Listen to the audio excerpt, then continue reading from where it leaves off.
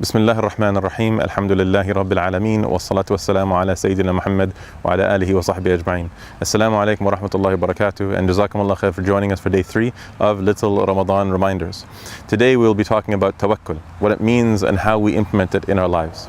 The topic of tawakkul is a very core part of being a believer, of being a Muslim. It is mentioned throughout the Quran, and it is a very important, it has been discussed throughout the books of tafsir and the books of fiqh, and essentially every aspect of a Muslim revolves around tawakkul. And that's why it's so important to understand what it means and how it applies in our daily lives. Allah subhanahu wa ta'ala says in Surah Al-Talaq, after أعوذ بالله من الشيطان الرجيم ومن يتق الله يجعل له مخرجا ويرزقه من حيث لا يحتسب ومن يتوكل على الله فهو حسبه. Whoever has taqwa, as we mentioned in yesterday's halqa, whoever has taqwa, meaning that whoever before taking an action knows the hukm of Allah and acts based on the commands and prohibitions of Allah subhanahu wa ta'ala with the correct intention, Allah will give him a way out of all of his troubles and will give him his wealth and his sustenance from places he never expected. وَمَن يَتَوَكَّلْ عَلَى اللَّهِ, and whoever has tawakkul on Allah, whoever puts his trust in Allah subhanahu wa ta'ala, فَهُوَ حَسْبُهُ, Allah is enough for him. Allah Azza wa Jalla tells the Prophet ﷺ, فَإِذَا عَزَمْتَ فَتَوَكَّلْ عَلَى اللَّهِ. After you've done your research and made your decision, إِذَا عَزَمْتَ, you've made your final decision and you've determined that you're going to do it, then put your trust in Allah subhanahu wa ta'ala, فَتَوَكَّلْ عَلَى اللَّهِ. Tawakkul means, in the Arabic language there's a number of meanings, but generally it revolves around delegating responsibility to something or putting your trust in something. This is the meaning of tawakkul, which is to put our trust in Allah subhanahu wa ta'ala. But what exactly does that mean? Essentially there's 3 areas in life that we become confused with regards to how tawakkul works.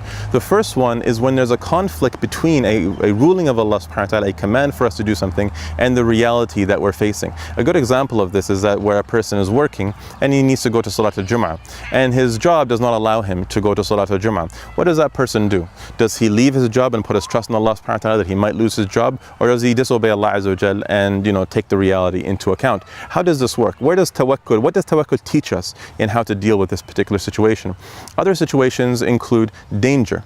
So the first one is conflict, where you have to make a difficult decision between one thing or another. Another one was where you have to make a decision to put yourself in danger sometimes. You have to speak the truth. Or you have to put yourself in a position where people might not like you for what you have to say. Where does tawakkul fall into this? Should I stand up and maybe lose people's love for me? Should I lose all these talks that I give around the world in these big conferences? Should I lose my place with my family, or whatever else it may be? Should I speak the truth when truth needs to be spoken? Or should I maybe compromise a little bit? What does tawakkul teach us on how to deal with this particular situation? And tawakkul plays a role in everything else in our lives, where before taking an action, when setting up a business, when driving to work, when getting up in the morning and planning out your day, every single element of our lives has an element of tawakkul in it, because Allah Azza wa Jal controls so much of what we don't control. He has dominance over all of the seen and the unseen, and so there needs to be a clarity to understand at what point are we responsible for putting in maximum effort. Because the biggest issue with the issue of tawakkul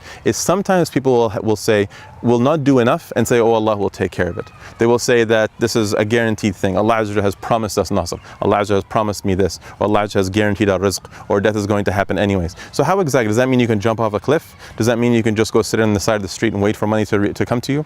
How does tawakkul function in this particular reality? And by achieving clarity on the topic of tawakkul, it creates a very strong Islamic personality that's very clear and very capable of organizing things and understanding the world around them properly, knowing how to build things and put in the maximum effort and putting our trust in Allah subhanahu wa ta'ala at the same time. So you don't just say, oh, I have no trust in Allah, you just need to do everything yourself, where people they say, I control my own destiny, or people who just put their trust in, they just say, oh, I trust Allah, and essentially they don't do anything at all. This balance has to be understood. This balance is understood from something very simple in the world around us, and that is in the fact that there are things in this world we control, and there are things in this world we don't control.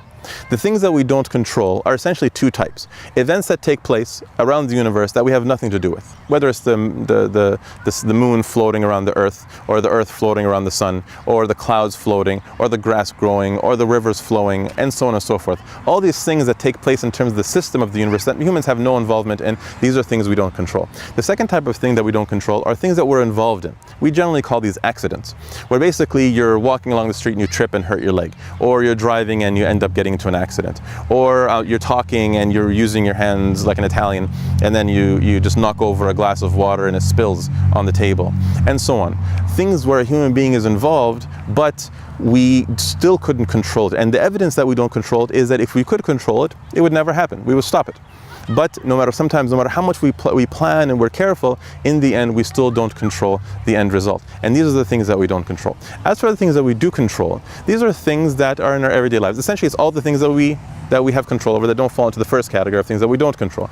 These are things such as what you're going to eat, where you're going to work, how you fill your day, what you decide to say. Essentially, it's your actions and your intentions, what you choose as your actions and your intentions. Once these two things are made very clear, and really we do need to take some time to look around the world and ask ourselves, what is it that I control and what is it that I don't control?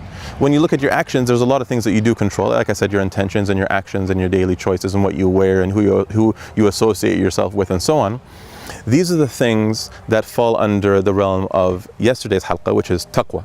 Taqwa means before taking an action within the realm of what you control, before taking an action, knowing the hukm of Allah subhanahu wa ta'ala and having the correct intention, and then using the materials around you, science, technology, medicine, research, all these things to the maximum ability that you can in order to create the best result that you possibly can based on what you control.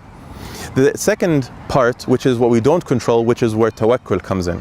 Tawakkul, we have tawakkul on everything that we don't control.